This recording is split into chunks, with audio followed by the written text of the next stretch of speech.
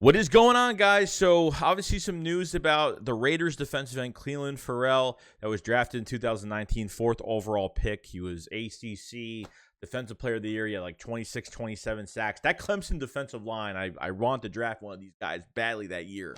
Unfortunately, we didn't, but it looked like he hasn't really worked out. This is when Mike Mayock was the GM at the time, and unfortunately, he's dipped in production. I mean, he didn't really play that well.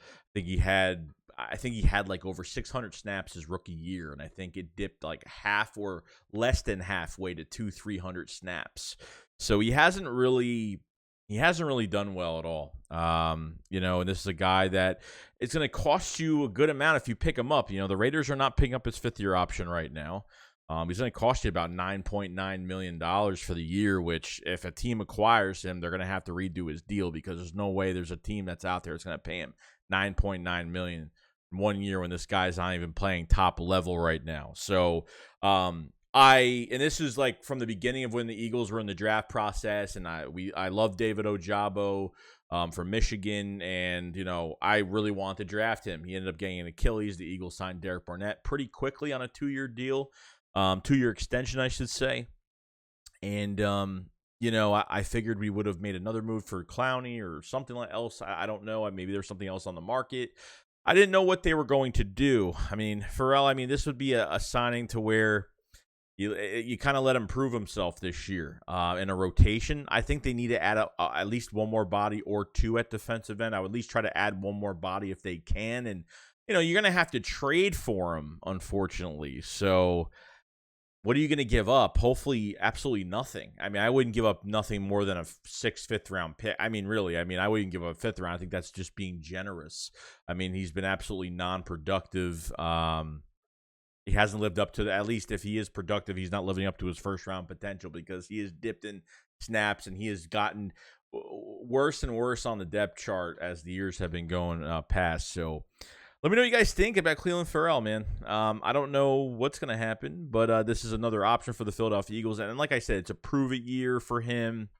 It would be a cheap prove-it year deal for him, a 1-year deal. That's what I would sign him for and see what he could do. You know what I mean? If we sign him, I'm not going to be excited about it, but if they could bring the potential out of him, I don't know if he's been injured or whatnot. I haven't read anything about that, but all I know is that his snap count has decreased the past few years.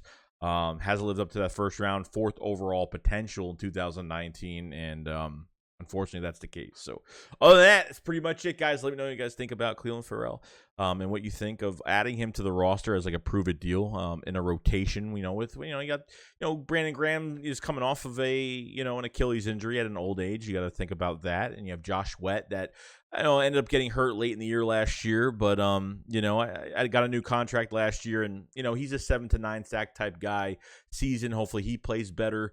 I think he should have did a little bit more last year, but I'm hoping he has a better year this year. And Derek Barnett, I don't know what he's going to do this year. I don't see the Eagles hanging on to him more than a year. It's a 2-year deal. I think it's a voided contract where they can get rid of Derek Barnett after this year. So, Kyron Johnson from Kansas in the 6th round, which I'm actually really excited for. So, Teron Jackson. So we're going to see a lot. Even Milton Williams can move to defensive end as well if they really want to move him, if they feel like he could do a lot better on the edge too. So you never know what could happen moving guys around. But we'll see.